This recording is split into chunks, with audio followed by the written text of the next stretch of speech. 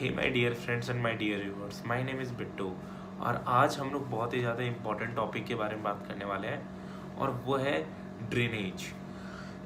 अब बात करते हैं ड्रेनेज होता क्या है और इसके अंदर हम लोग क्या क्या पढ़ेंगे। सो माय डियर फ्रेंड्स, जो कुछ भी फ्लो होता है ना, जैसे रिवर का या फिर कोई भी आप वाटर बॉडी का मान के चलो जो फ्लो करती हो, अगर वो वेल डिफाइंड चैनल्स में फ्लो करते हो ना तो उसी को हम लोग कहते हैं ड्रेनेज। जैसे आप कभी सुने होंगे सीवेज सिस्टम या ड्रेनेज सिस्टम, तो कुछ भी फ्लो ऑफ वाटर होता है ना, वो अगर वेल डिफाइंड चैनल्स में हो तो उसी को हम लोग कहते हैं ड्रेनेज। अब इसके आगे आते हैं हम लोग कि इसमें पढ़ेंगे क्या। तो इसमें हम लोग मेजर रिवर सिस्टम पढ़ेंगे, पूरे के पूरे इंडिया में पूरा मेजर ड्रेनेज सिस्टम पढ़ेंगे। तो आगे बढ़ते हैं दोस्तों, हम लोग बात करते हैं अब ड्रेनेज सिस्टम क्या होता है। तो ये जो चैनल्स होते हैं ना, इसके कुछ पैटर्न्स होते हैं। यही चैनल्स के पैटर्न्स को हम लोग कहते हैं ड्रेनेज सिस्टम। इसमें बहुत सारे टॉपिक्स हैं। तो पहला टॉपिक है, ये है कैचमेंट एरिया। तो माय फ्रेंड्स, कैचमेंट एरिया वो जगह होता है ड्रेनेज सिस्टम का जहाँ से जो वाटर होता है, जहाँ से वो पूरा रिवर बेसिन होता है ना, वो कलेक्ट करता है अपना पूरा वाटर को। तो जैसे आप समझो, एक एग्जांपल लो कि एक बेसिन है जिसमें आप हाथ धोते हो, तो बेसिन का एक ऐसा शेप होता है ना जिससे कहीं भी आप पानी डालो तो वो नीचे सिंक होल में जाता है। तो सिंक होल को मान के चलो एक रिवर का ओरिजिनेशन पॉइंट है। तो वो जो पूरा एरिया है ना जहाँ पे पानी डालोगे तो वो जाएगा वो सिंक होल में, तो वही है आपका कैचमेंट एरिया। इसके बाद आता है वाटर सेट। तो जो बाउंड्री लाइन होती है ना, जो डिफरेंट कैचमेंट एरियाज को डिवाइड करती है, या फिर जो एंड रहता है कैचमेंट पॉइंट का, वहाँ पर अगर जो लाइन रहती है ना बाउंड्रीज, उसी को कहते हैं हम लोग वाटर सेट।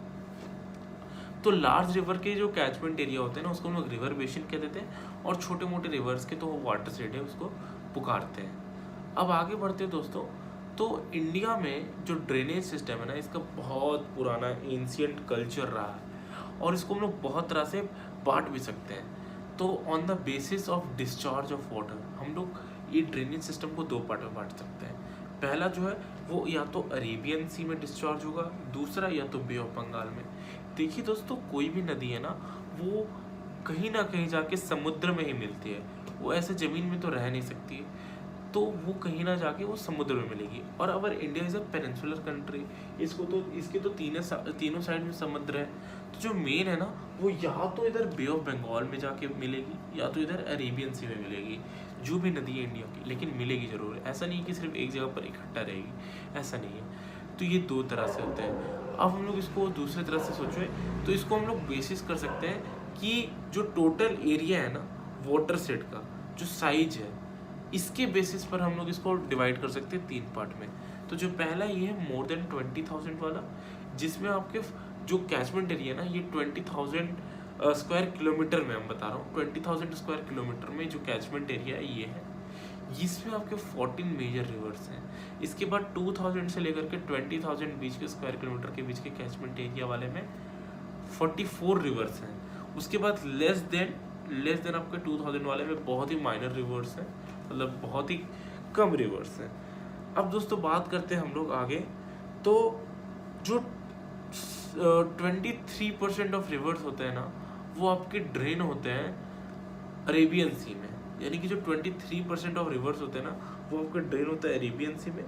वाइल जो 77% ऑफ रिवर्स होते हैं, वो majority of the rivers bay of Bengal में डिस्चार्ज होते हैं, मतलब चले जाते हैं। क्योंकि जितने भी हिमालयन रेंज वाले जो भी रिवर्स हैं ना, ये क्या करते हैं ना, ये टर्न ले लेते हैं because of the major Aravalli range, और जितने भी विद्यान रेंज है या सतपुरा रेंज है, इसके कारण ये टर्न ले लेते हैं और फिर ये ईस्ट की तरफ बह जाते हैं। इसके बारे में हम लोग पढ़ेंगे। तो हमने दो तरह से तो डिवाइड कर लिया।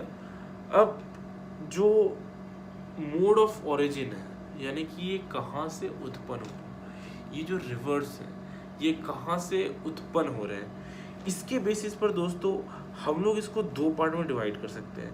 पहला जो है वो है हिमालयन रेंज, और दूसरा जो है वो है द पेनिनसुलर वाला। तो मतलब हिमालयन रेंज के बेसिस पर जो उतरेगा, मतलब वहाँ से निकलेगा, और दूसरा जो पेनिनसुलर माउंटेन्स के जरिए निकलेगा। तो जो पहला है वो है द हिमालयन रेंज से। तो इसके बारे में हम लोग क्यों पढ़े, अब हम लोग किसके बारे में डिटेल से पढ़ेंगे। तो दोस्तों हम लोग पढ़ेंगे थर्ड वाले के बारे में डिटेल से, जो है हिमालयन रेंज वाले से। इसी के बारे में क्यों, हालांकि ये मेजर डिटेल्स नहीं प्रोवाइड करता है छोटे मोटे रिवर्स का, लेकिन ये जो मेजर रिवर्स है इंडिया के, इसके बारे में इम्पोर्टेंटली बताता है, जो कि इंडिया के कल्चरली, यहाँ के इरिगेशन, यहाँ के कल्टीवेशन, ये सभी में इम्पोर्टेंट रोल प्ले करता है। तो बढ़ते हम लोग ड्रेनेज सिस्टम ऑफ इंडिया के बारे में। तो इंडिया को जो ड्रेनेज सिस्टम है ना, ये 3 मेन हिस्सों में बटा हुआ है। पहला है इंडस, दूसरा है गंगा और तीसरा है ब्रह्मपुत्र। ये तीनों मेजर रिवर्स ऑफ इंडिया है, सोल ऑफ इंडियन रिवर।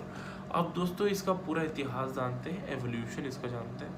तो जियोलॉजिस्ट की माने ना, तो एक टाइम पर ऐसा था 5 से लेकर के 24 मिलियन ईयर्स अगो पहले, ये जो रिवर्स थे ना, ये अलग अलग नहीं थे, ये पूरे एक बड़े रिवर थे जिसको हम लोग शिवालिक रिवर या फिर इंडो ब्रह्मा रिवर भी कहते थे। ये बहुत बड़ा रिवर था। लेकिन दोस्तों जैसे जैसे क्या हुआ ना कि जो अपलिफ्टमेंट ऑफ प्लेट्यूज हुआ, जब रिफ्ट बनते गए, दिल्ली जो दिल्ली रेंज अरावली है, यहाँ पर जब बना अरावली रेंज दिल्ली के सामने, ये क्या किया ना, डिवाइड किया, इंडस को डिवाइड किया गंगा से। इसी तरह मालदा प्लेटू के सामने, मेघालय के सामने और जो राजमहल हिल्स है, वहाँ पर भी अपलिफ्टमेंट के कारण क्या हुआ ना कि जो इंडस था और गंगा था और जो ब्रह्मपुत्र था, ये पूरा डिवाइड हो गया। गंगा और ब्रह्मपुत्र पूरा डिवाइड हो गया। तो इंडस और गंगा भी डिवाइड हो गया और गंगा भी ब्रह्मपुत्र और डिवाइड हो गया। तो अब तीनों सिंगल हो गए, इंडस, गंगा और ब्रह्मपुत्र। इसके बाद हम लोग पढ़ते हैं धीरे धीरे सारे के सारे डिटेल में, जितने भी रिवर सिस्टम है वो डिटेल में पढ़ेंगे। तो दोस्तों आज तो पूरी वीडियो तो ऐसे हो नहीं पाएगी, एक ही पूरी की पूरी, क्योंकि पेनिनसुलर वाला भी ख़त्म करना है, तो इसके 2 वीडियोस आएंगे। मैं आपको इस वीडियो में छोटे छोटे रहेंगे तो 2-3 वीडियो आएंगे, आपको अच्छे से समझाऊंगा। इस वीडियो में आपको समझाऊंगा इंडस रिवर सिस्टम के बारे में। तो अभी हम लोग जानेंगे इंडस रिवर सिस्टम। देखिए दोस्तों, इंडस जो रिवर है ना, इसका मोस्ट इम्पॉर्टेंट है आपका स्ट्रैटेजिकली और इकोनॉमिकली कैसे, लिवलीहुड जितने भी है ना जम्मू एंड कश्मीर में, ये मेनली ट्रेंड होते हैं आपके इंडस रिवर सिस्टम के कारण। और जो मेजर टूरिस्ट डेस्टिनेशन है ना, जैसे कि श्रीनगर वगैरह आ गया, तो वहाँ पर जो रिवर बहते हैं ना, वो एक तरह से कह सकते हैं इंडस रिवर सिस्टम की ट्रिब्यूटरीज है। तो एक मेजर रिवर सिस्टम है और ये one of the most important river system भी है, क्योंकि ये जो रिवर सिस्टम है ना, ये डिवाइडिंग रिवर है बिटवीन इंडिया एंड पाकिस्तान। तो ये पाकिस्तान के लिए तो एक तरह से लाइफ लाइन ही है। इंडिया अगर इसे बंद कर दे तो ये तो बहुत गलत हो जाएगा पाकिस्तान के साथ। फिर तो इसको बंद करने से ऐसा नहीं कि सिर्फ पाकिस्तान को ही है, फिर इंडिया पे भी बहुत सारे नेगेटिव इफेक्ट पड़ेंगे। यहाँ का भी फिर जियोलॉजिकल स्ट्रक्चर बदल जाएगा। तो दोस्तों अब हम लोग बात करते हैं इंडस रिवर सिस्टम के बारे में। तो जो इंडस रिवर है ना, ये ओरिजिनेट होती है बोकरचू ग्लेशियर से। बोकरचू ग्लेशियर अब है कहाँ, ये है आपका तिब्बत में। अब इसके कोऑर्डिनेट्स क्या है, तो इसके जो कोऑर्डिनेट्स है ना, ये है आपके 31 degree 15 minute north, 81 degree 40 minutes east. ये आपके इसके कोऑर्डिनेट्स बोकरचू के। इससे जो नदी निकलती है ना, यही मेन होती है इंडस, जिसको हम लोग हिंदी में सिंधु नदी कहते हैं। ये जो इंडस नदी है ना, ये पालना हाल है सिविलाइजेशंस के। यहाँ पर इंसानियत का समझ लीजिए नए रूप से जन्म हुआ है, क्योंकि यहाँ पर महान सिविलाइजेशन बसते हैं, जैसे Indus river, Indus valley civilization इसी नदी के सामने। तो अब हम लोग बात करते हैं इसके बारे में कुछ। तो जो इंडस रिवर है ना, ये इसका जो टोटल लेंथ है, ये है 2880 किलोमीटर्स टोटल, इंडिया और पाकिस्तान मिला के। लेकिन सिर्फ इंडिया की बात करें ना, तो इंडिया में है 1140 किलोमीटर्स इसका जो टोटल लेंथ है।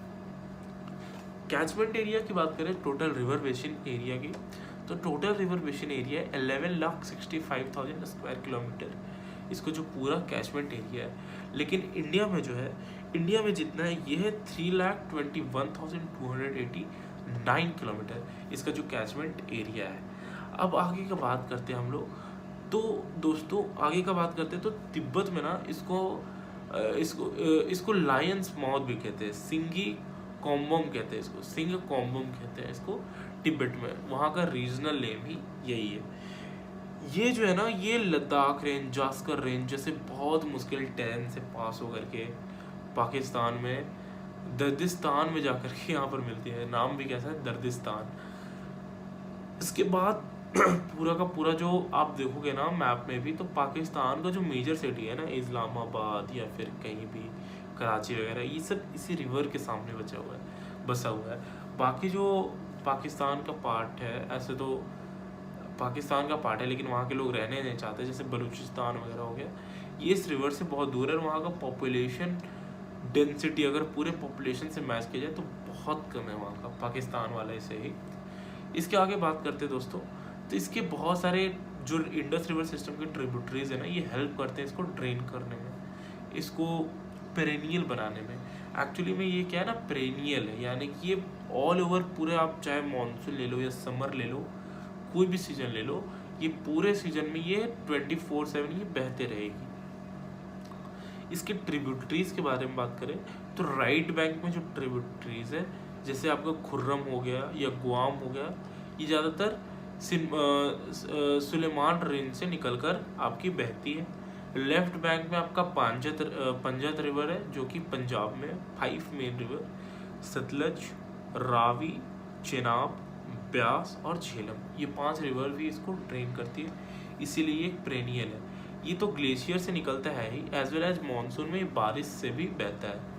अब बात करते हैं दोस्तों सभी ट्रिब्यूटरीज के बारे में। तो पहला जो है वो है झेलम। झेलम जो है ना, वो पीर पंजल के रेंज के ग्लेशियर से निकलती है, वहाँ के रेंज के ग्लेशियर से निकलती है। बाद में जाकर के ये वुलर लेक में जाकर डिप्रेस्ड हो जाती है, फिर बाद में वहाँ से निकलती है। तो एज अ यंग रिवर ये बहुत ही ज़्यादा इम्पॉर्टेंट है, और ये इम्पॉर्टेंट इसलिए भी है क्योंकि इसके बीच में जो वुलर लेक है ना, वो एक कह सकते हो आप एक टूरिस्ट डेस्टिनेशन है, यानी कि वहाँ पर इकोनॉमिकली बहुत अपॉर्चुनिटीज़ है। तो ये रिवर सिस्टम है ना, वो एज वेल एज तो मेन तो है ही, उसके साथ साथ दोस्तों यहाँ का जो इम्पोर्टेंस है, ये रिवर का इम्पोर्टेंस है, ये बहुत ज़्यादा है। इसके बाद ये जो झेलम है ना, ये जाके झांग एरिया में मिल जाती है पाकिस्तान के, जहाँ पर चिनाब नदी बहती है, झांग एरिया में मिल जाती है। यहाँ पर ये जैसा कि मैंने बता दिया कि इसका जो रिवर सिस्टम है, ये ऐसा कुछ है नहीं कि ये मतलब इंडस रिवर में जाके मिलती है, ये जो है ना एज अ साइड ट्रिब्यूटरी भी काम करती है, झांग के पास जाकर ये मिलती है। आगे का बात करते हैं चेनाब के बारे में। Chenab is the longest tributary of the Indus river system या इंडस बेसिन। चेनाब का जो पूरा लेंथ है वो है 1180 किलोमीटर्स, और ये जो है ना वो 2 स्ट्रीम से मिलकर बना हुआ है। पहला है चंद्रा और दूसरा है बग्घा। ये टांडी किलोंग के पास जाकर ये स्ट्रीम्स है ना, ये नियर बाय मिलकर बनते हैं पूरा का पूरा चंद्र बग्घा, इसको इसीलिए कहते हैं। जो चेनाब है ना, इसीलिए इसको हम लोग चंद्र बग्घा भी कहते हैं, क्योंकि ये चंद्र और बग्घा से मिलके बना हुआ है। आगे का बात करें तो वो है रावी। तो जो रावी है ना, ये रोहतांग के वेस्ट में कहीं ग्लेशियर से निकलती है, अप्रॉक्स 3500 to 4000 मीटर्स के एलिवेशन से ही निकलती है। कुल्लू वगैरह से निकलकर, कुल्लू वैली वगैरह से निकलकर ये आगे जाती है, और ये चेनाब को सराय सिंधु के पास जाकर के ज्वाइन करती है। साथ ही साथ इसका जो साउथ ईस्टर्न पार्ट है, ये एरियाज लाइक मच एरिया, यानी कि बहुत बड़े एरिया में, जैसे कि पीर पंजल रेंज और धौलाधार रेंज को भी ड्रेन करता है, इसका जो लार्ज पार्ट है। आगे बात करें दोस्तों, तो रावी में इसलिए इम्पोर्टेंस है ना, क्योंकि जो इंडियंस है ना, ये tourist destination just like Kullu, ये इम्पोर्टेंट यहाँ पर हो जाता है। इसके पॉइंट ऑफ व्यू से ये इम्पोर्टेंट हो जाता है, क्योंकि इसके साइड से भी बहुत सारे रोड्स वगैरह निकाले जाते हैं। तो इससे क्या होता है ना, एक तरह से कह सकते हैं, मतलब लोग वहाँ पर क्राउड रहता है। इसके बाद हम लोग बात करते हैं ब्यास की। जो ब्यास है ना, वो रोहतांग हिल्स से निकलता है, जो कि मतलब कह सकते हैं 4000 metre above the sea level से आपका कह सकते हैं ओरिजिनेट होता है। धीरे धीरे ये नीचे जाता है, तो नीचे जाते सामने ना ये गॉर्ज बनाते हैं, बहुत सारे कटिंग बनाते हैं, डिप्रेशंस बनाते हैं, नीचे ये गॉर्ज बनाते हैं। ये ब्यास कुंड से निकलता है। इसके बाद ये कुल्लवा और कोटी लार्गी जैसे धौलाधार रेंज में भी ये निकलता है। बाद में ये सतलज को हारिक के पास जाकर के ज्वाइन करता है हर एक के पास जा कर के। इसके बाद आगे बात करें तो जो सतलज है ये है last but not the least, ये भी बहुत इंपॉर्टेंट रिवर है, कह सकते हैं रिवर ट्रिब्यूटरी है इंडस का। तो जो सतलज है ना दोस्तों वो इंडिया से ओरिजिनेट नहीं होता, ये तिब्बत से राक्षस ताल जो कि मानसरोवर और कैलाश पहाड़ी के पास लोकेटेड है वहाँ से ओरिजिनेट होता है।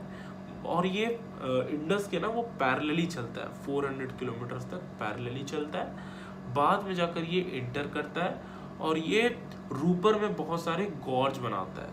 ये क्या करता है ना बहुत सारे गॉर्ज बनाता है, बाद में जाकर के ये सतलज है ना ये फिर जाकर के इंडस का ट्रिब्यूटरी बन जाता है। ये जो जितने भी रिवर्स मैं आपको बता रहा हूँ ना दोस्तों ये पूरे के पूरे ट्रिब्यूटरीज है। दो पार्ट इसलिए क्योंकि इसी तरह के इंपॉर्टेंट ट्रिब्यूटरीज हैं गंगा के भी, तो ब्रह्मपुत्रा के भी, उसी तरह पेनिनसुलर रिवर के भी, तो एक वीडियो में कवर नहीं हो पाएगा, ऑलरेडी 16 मिनट्स हो चुका है। इसके बाद क्या है दोस्तों ये पैरेलली चलता है सिपकोलम रेंज के पास, हिमालयन रेंज के पास जो कि नेपाल में स्थित है, पंजाब प्लेन्स में आता है और ये एक एंटीसीडेंट रिवर है। ठीक है, इसके बाद एक इम्पॉर्टेंट चीज़ है कि जो भाखरा नंगल कैनल डैम का प्रोजेक्ट है ना ये इसी रिवर के ऊपर चल रहा है। ये था आपका पूरा इंडस बेसिन का कह सकते हैं डिटेल वीडियो। इसके बाद हम लोग बात करेंगे गंगा के बारे में, ब्रह्मपुत्रा के बारे में और फिर पेनिनसुलर रिवर्स के बारे में। तो thank you for watching, bye.